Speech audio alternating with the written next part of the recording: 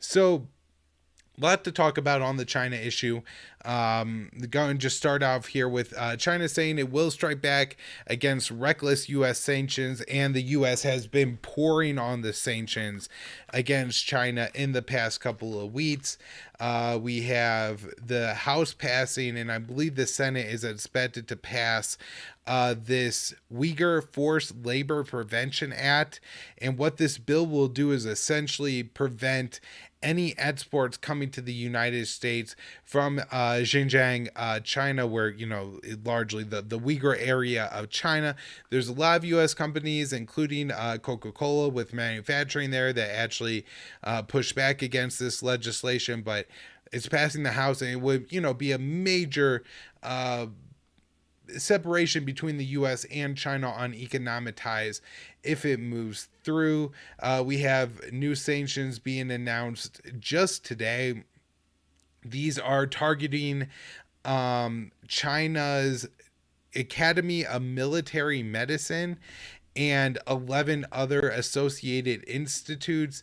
And then also it added more firms to the blacklist of Chinese firms that Americans cannot invest in. And so I don't think they have formal sanctions against these firms. I don't think they would seize these firms' assets, but they're saying that any Americans can't invest in these Chinese companies. And the U.S. and China have a lot of trade, even with Trump's trade war and everything like that. And, when you look at it, the one thing that really makes war between the U.S. and China stupid and unlikely is nuclear weapons. But then the next thing on that list is the massive amount of trade that the U.S. and China share. And, the Biden administration is really picking up and ramping up where the Trump administration had left off in its, trade war against China, and really forcing more and more decoupling between the U.S. and China. And that definitely could make it more and more likely that some kind of military conflict could break out, going back to the old Basquiat, where goods can't cross borders, armies will. Now let's talk about Biden's democracy summit a little bit. This happened on the 9th and 10th last week. And, it's about Russia and China, but I think it's really about China. And, got together with over 100 countries. And there's tons of countries on that list that really aren't democracies and are just as bad, if not worse, human rights violators of at least Russia, if not also China. But, Pakistan is one of these countries where I believe the Prime Minister Imran Khan decided not to attend the summit, but I think Pakistan did send some representation anyways. Imran Khan, the Pakistani president, responded to this by saying that the U.S. is trying to divide the world into blocs, and that Pakistan doesn't want to get involved in those blocs, and that it wanted to be a country that could actually facilitate talks between the United States and China, which may be the case. I mean, Pakistan's biggest concern is the Kashmir region and its, potential war with also nuclear armed India. And both, I guess really Pakistan's major benefactors are probably both the U.S. and China. Pakistan wants to maintain a good relationship with both the U.S. and China because of its conflict and because of the need of probably, on the U.S. side also restraining India some, because the U.S. does have some even military and strategic relationship with India, but not as much. And I know has a pretty solid and deep military ties with Pakistan. And so, Pakistan probably sees it very important that the U.S. And China are able to get along enough that they're not demanding that Pakistan choose a side between the U.S. and China, because that could, put Pakistan in a worse strategic and geopolitical position with its major concern in India. So, just want to point out here that, Biden's democracy summit is actually, counterproductive to the idea that, there's going to be some kind of more international order or less international conflict or anything like that is actually going to bring more on. I want to just mention here that more countries are committing to the U.S. diplomatic boycott of the upcoming Olympic Games in China. There's now 5 countries signed on to that. It's the United States, Australia, Britain, Canada, and Lithuania. I believe Japan has said they're not like sending a high level officials, but I don't think they've actually signed on to a diplomatic boycott. New Zealand isn't sending anybody either, but they say that's more for COVID, and that's kind of backed by the way their leadership has handled COVID. I do believe that's the case. But it's very interesting that we're all outraged about what's happening, and we're going to boycott or make a diplomatic boycott, of the Olympic Games in China when Qatar's working conditions are absolutely horrific for the people actually building the facilities for the upcoming FIFA games. And nobody is talking about having any boycotts of the FIFA games. And in fact, I'm sure the U.S. will be sending all kinds of representations because we have a massive army base. The Udeid base is in Qatar. And so there's no there's no reason for the United States to be having a diplomatic boycott of these games. Now, I'm not saying that China is not somewhat of a human rights violator and there's not like bad things that happen, particularly to the Uyghurs or the Tibetans or something like that, but it's generally a repressive government. So is the Saudis. Don't think the U.S. should be involved in like making massive protests. Let the Chinese figure out the problems within their own country, and the Uyghurs do what they do, and if they could resist the oppression, good for them if they could get themselves more freedom. But it's not in the U.S. And typically, I think what ends up happening is that the U.S. will try to get involved with these groups, and it'll actually bring down more repression on them rather than less. So let's talk about Taiwan next. The Pentagon, we have Eli Ratner, who testified in front of Congress and said a couple important things. One, Dave DeCamp, antiwar.com, writes, Pentagon officials sees urgent need to boost Taiwan's defenses. And Ratner is saying we got to give all kinds of additional aid and military capabilities towards Taiwan. In that committee, and this is by Michael D. Swain at the Quincy Institute for Responsible Statecraft, U.S. officials signal stunning shift in the way we interpret one China policy, rather than, acknowledging through the one China policy that Taiwan is, a part of China and all of that. Ratner says that Taiwan is a critical node within the First Island chain, integral to the regional and global economy, and a beacon of democratic values.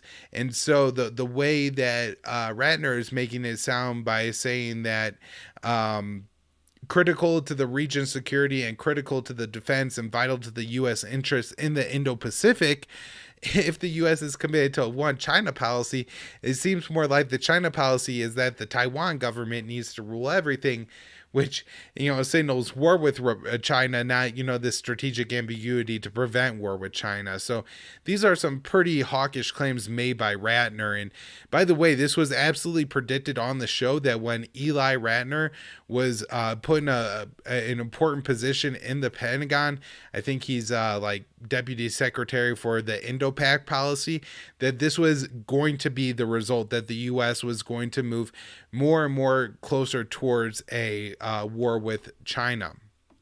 Another thing I've been pointing out about the Biden administration's China policy, and particularly the personnel, is it seems like you actually have to be paranoid and delusional and terrified of China to work in the Biden administration.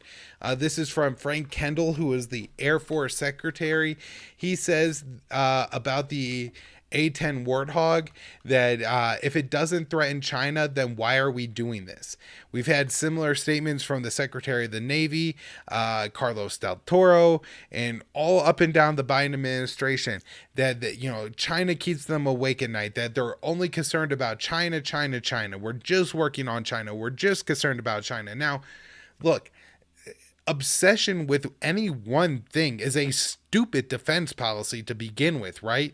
Like, even if these people are generally right about the worldview that there's like multiple threats to America and we need to spend $1 trillion a year on our military, being solely focused on China is counterproductive at best and is going to leave you open on multiple other fronts, right?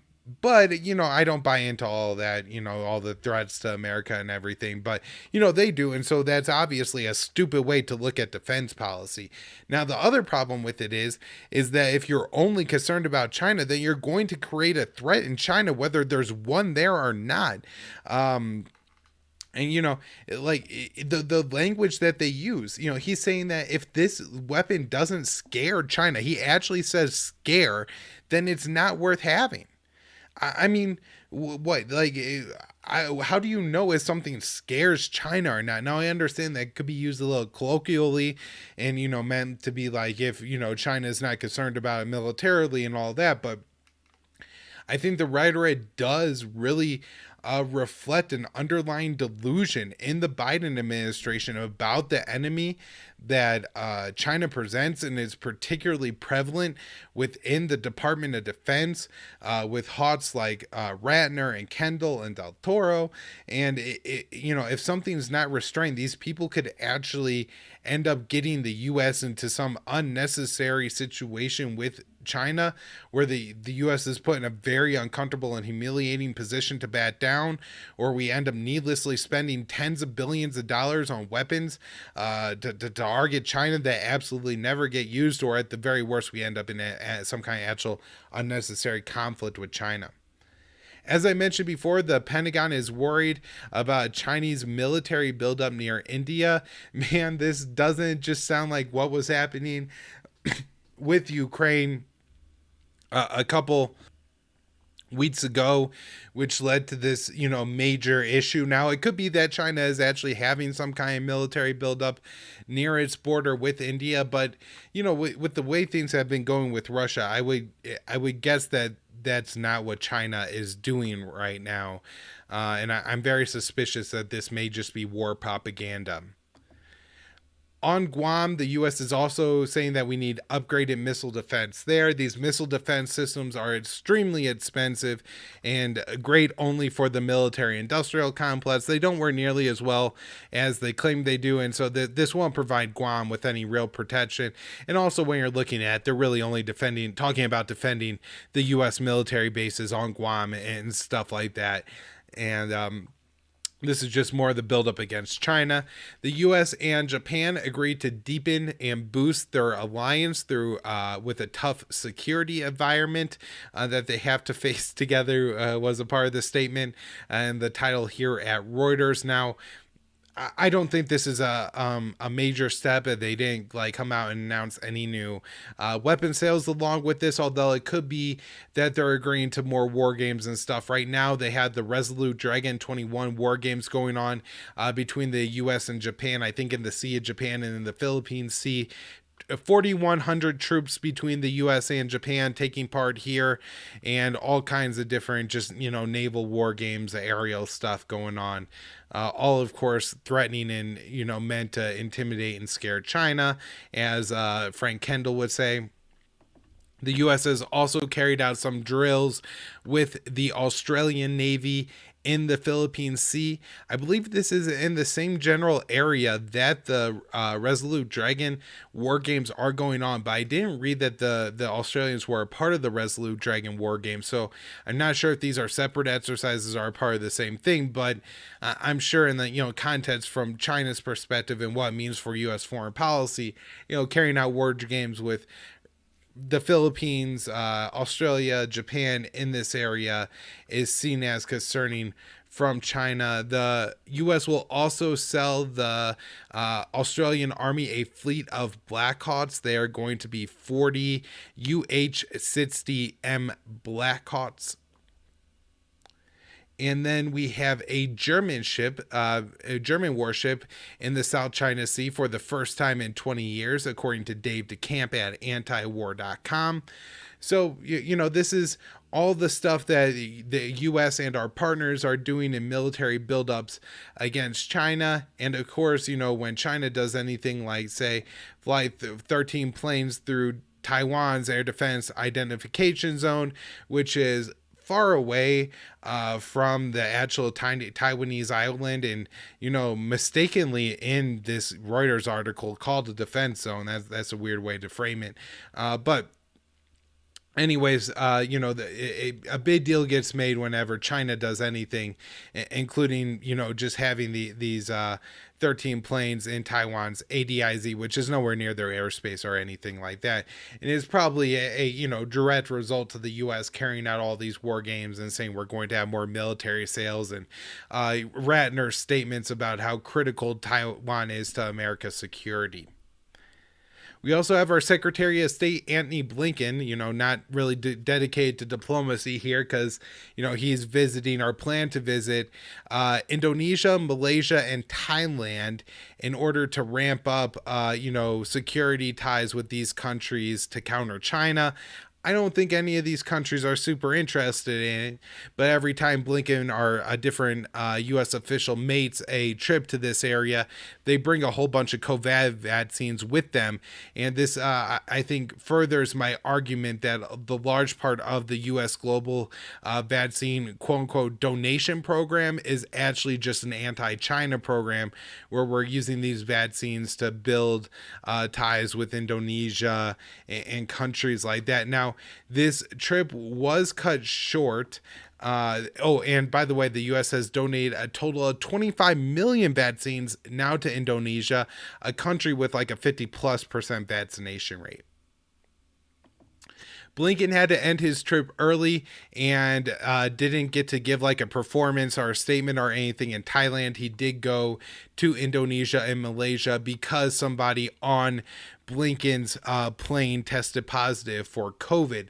And, this is one of the things that has really upset me about particularly the Biden administration's foreign policy and their COVID policy is that at home, you can't even like go to the grocery store without risking getting grandma sick with COVID and how terrible everybody is for not social distancing and wearing a mask all the time. And yet the U.S. is flying all over the world to, having unnecessary trips, having senators go to Taiwan, having Antony Blinken or Kamala Harris go to Thailand or Malaysia, Indonesia, Vietnam. All of these things are just performance photo ops to try to, get these countries to, get their photo ops with the American leaders. And then it's good PR at home for them and everything like that. The U.S. brings some coronavirus vaccines. But the end goal is, the overall goal of the Summit of Democracy, to divide the world into two camps and to get these countries in the American camp and to pin them against China. That's the point of all this, not fighting any kind of global pandemic. And if they were serious about the pandemic, then they wouldn't be flying around the world and they wouldn't just be giving vaccines to countries that they're trying to bribe into hating China. They would be giving vaccines to countries that have the lowest vaccination rates or, massive amounts of COVID deaths, stuff like that.